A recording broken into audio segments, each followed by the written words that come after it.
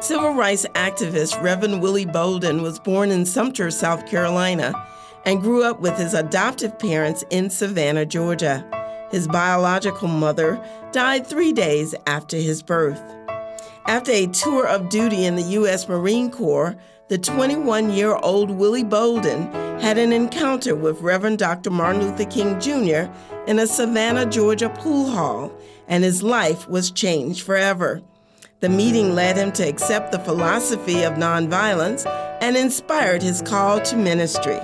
Dr. Bolden is a recent retired pastor of Pilgrim Missionary Baptist Church and now spends his time with his family and continues to espouse the principles of nonviolence and the power of the ballot. Spiritual Journey, Reverend Willie Bolden. I had an opportunity to work with the Moses of the 21st century for 8.5 years, Dr. Martin Luther King Jr. And to be quite honest with you, when he first interviewed me to work with him, I was not committed to nonviolence. I was brought up in the church. I grew up a Methodist, St. Philip AME Church, which is still there in Savannah. And I was blessed about 3 years ago to go back and preach at my home church. I grew up in Sunday school. My father, whose picture is right there on the wall, served as president of the Usher Board #1 for almost 60 years.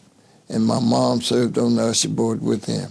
He was also a trustee in the church. So my family was very active and very spiritual. Back then, they didn't send the kids to Sunday school. They carried them. And I would be in one class, my mother would be in one class, and my dad would be in another class. So that's the way I was brought up.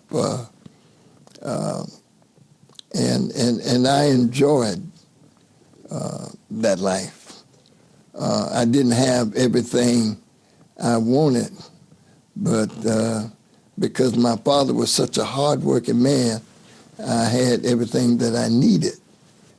There was a church, a Presbyterian church, 1 block from my house where I lived, and in their recreation center, they had a pool table, a ping pong table, and a shuffleboard.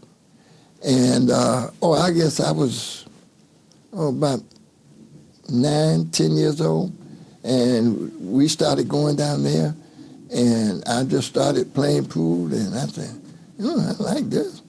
And I actually taught myself how to play. And then I would slip away and go to Charlie Brown's pool room and watch the guys who could play much better than I could at that age. And I would watch them, and they had this one guy, his name was Charles Henry Clark. He could play. And I would go up, and I'd be praying all the way there, let Charles Henry Clark be in the pool room. And I would just sit over on the bench, and I'd just watch him, and I'd watch him. And then the next day, or the weekend, I'd go down to the church, and I would try. And after a while, I just got good at it. Well, by the time I met Dr. King, I was not quite 22, and had just done a hitch in the United States Marine Corps. Well. And my position at the age of 21 and a half, if anybody spit in my face, if by chance they had any lips when it was over with, it would be a miracle. Okay? Amen. So when Jose Williams told me that Dr. King wanted me to come to Atlanta to meet with him, I said, for what, Jose? He said he didn't tell me. He just asked me did I know how to get in touch with you? And I said, yes. He said, well, have him come. I want to talk to him. And I said to Jose, Jose, well, you know my position. That's why I don't march with you. So you tell Dr. King, and Jose stopped me right in the middle of my sentence, and he said, no, you tell him. And I very arrogantly said, and I will tell him. I never dreamed that I would end up being a minister of the gospel. That was the furthest thing from my mind. And it really didn't happen until I met Martin Luther King Jr. in Savannah in a pool room in 1961. Jose Williams brought Dr. King to Savannah to speak at a mass rally. And he was carrying him around town to let everybody know that he was in town. And at that time, my job was I was the assistant bell captain at one of the 2 plush hotels in Savannah, which was the Mango Hotel. And my second job was shooting pool because I was very good at it. I mean, very good. And I didn't play for fun. If you didn't bet, I didn't play. It was just that simple. And Dr. King and Jose and his group came in the pool room. And Dr. King asked for our attention. Well, right at the time he did that, I had 2 balls left on the table, the 8 and the 9 ball. And my number 1 objective was to bank the 8 ball cross side, play the 9 ball in the corner, and get paid. Dr. King walked over to me and he said, young man, what's your name?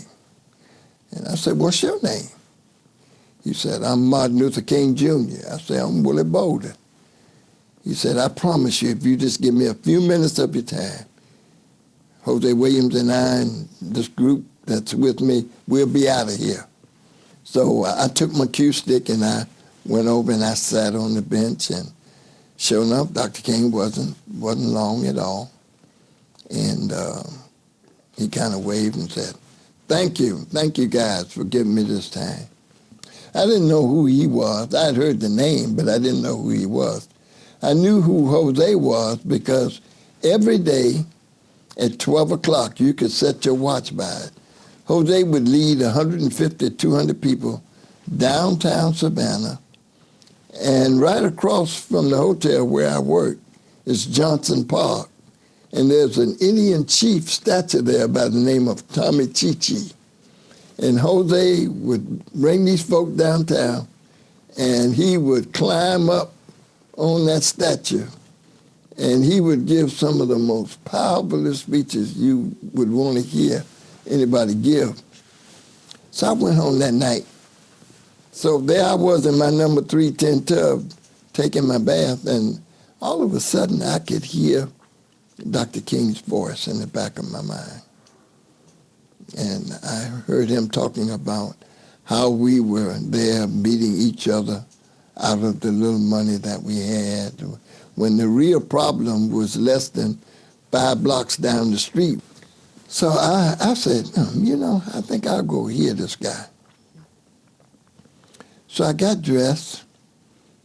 I didn't want my boys to see me because they were going to ask, where you going? I wasn't going to tell them I was going to hear Dr. King.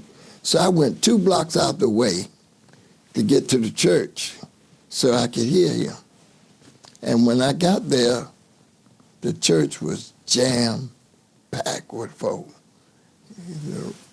They're up in the balcony, all around the wall. I said, good gracious, all these folk in here to hear this guy? And I found me a little spot on the wall, and I kind of leaned back, and I watched this guy. And I never saw anybody with that much control over people. He literally picked those folk up out of the pew and sat them down at will. And I said, man, this guy he is awesome. And then all of a sudden, chill bumps came all over my body. So he finished his speech, and he came down out of the pulpit and stood in front, and people were going around. So I kind of looked around to see who was there, and I got in the line. And when I finally reached him, I thought I would never get there, and I grabbed his hands. His hands were so soft. I wanted him to know a man was shaking his hand, but at the same time, something in my mind said, if I squeezed it too hard, I would hurt him, you know? But I squeezed it enough for him to know that a man was shaking his hand. And I said, looking him in the eye like I'm looking at you. And I said, Dr. King, I enjoyed your message. And he looked me in the eye like you and I are looking each other in the eye. And he said, Willie, I'm glad you came. And when he called my name, it looked like electricity went off through my body. So I jumped on a plane, came to Atlanta, and met with Dr. King. And all of a sudden, as I sat in that little small office with books all over everywhere, little small desk, Pastor Lanier, you would have thought he had a huge desk office with mahogany furniture, had a little small desk. And I sat there and I listened to him talk to me about segregation and about being the last hired, but always the first fired. And all of a sudden, I just started sweating. Water running all down my face.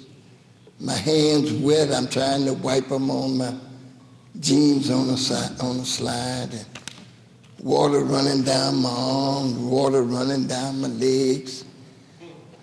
I remember looking down and said, Lord, please let that be sweat. Yeah. I really didn't know what was going on. But then he pulled out two books. One was the Holy Bible, and the other was a book written by an Indian leader by the name of Mahatma Gandhi. And then he took those two books in his hand, and he leaned over, and he said, Willie, we're going to take these two books, and we're going to turn this country from upside down to right side up. And I want you to be with me. All that stuff I told Jose I was going to say, I forgot. Those words couldn't even come out of my mouth.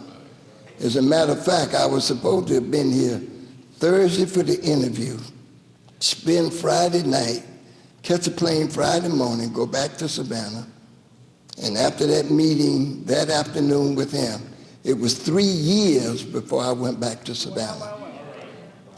Well, I basically worked in the field. I worked myself up to State Field Secretary of Georgia. I led many movements. He assigned me, he and Jose Williams and Andy Young assigned me to many. I led movements in Social Circle, Georgia. As a matter of fact, that's where I was when Dr. King was assassinated in Memphis, Tennessee. In Monroe, Georgia, Albany, I led voter registration campaigns in Albany, Georgia. That's where the sheriff there, I had about 50 people I took down to the courthouse to get registered, and the sheriff wouldn't let us in, and he and I got in a confrontation, and he literally knocked me off the steps back down on the ground, thinking that I was going to leave. And of course, I didn't. I got right back up and went right back up to him, and he and I started communicating, and they ended up locking me up. But in St. Augustine, Florida, And most people, it's strange because most people don't even know about St. Augustine. And that movement was primarily responsible for Lyndon Baines Johnson taking the 1964 Civil Rights Act out of his desk drawer and signed it. It wasn't Birmingham or Montgomery or Arkansas or Little Rock, Arkansas, Savannah, Albany. This is the movement right here that caused Lyndon Johnson to take that bill out and sign it. I led movements in Selma, Alabama. I led many demonstrations there, including Marion, Alabama. Led movements in Rochester, New York. He instilled that in us. We were committed soldiers, and we had to be committed to do some of the things that we did. And we had to be committed to Jesus, because some of the things we went through, we would not have been able to survive had it not been for Jesus being with us. All right, amen. Hallelujah. Amen. Marion, Alabama, 1965. Jimmy Lee Jackson was killed trying to save his mother. And I had been sent over there with 5 other guys to conduct a mass rally. And our plan was to leave out of the church, march around the courthouse, sing a few freedom songs, say a prayer, take the folk back to the church, and let them go home. But it didn't happen that way. As we marched out of the church, the sheriff and his posse and members of the Ku Klux Klan jumped on us and started beating us up. And one of them came over and grabbed me by my jeans and jacked me up and took me over to the sheriff. And the sheriff said, "Where's that Martin Luther King?" I said, "I'm sorry, I don't know a Martin Luther King." I wouldn't even use the word coon. I say, "I know a Dr. Martin Luther King Jr." He said, "I didn't say that." I said, "Where's that Martin Luther King?" I said, and I said, and when I said I said, he took his pistol and stuck it in my mouth, cocked the trigger back and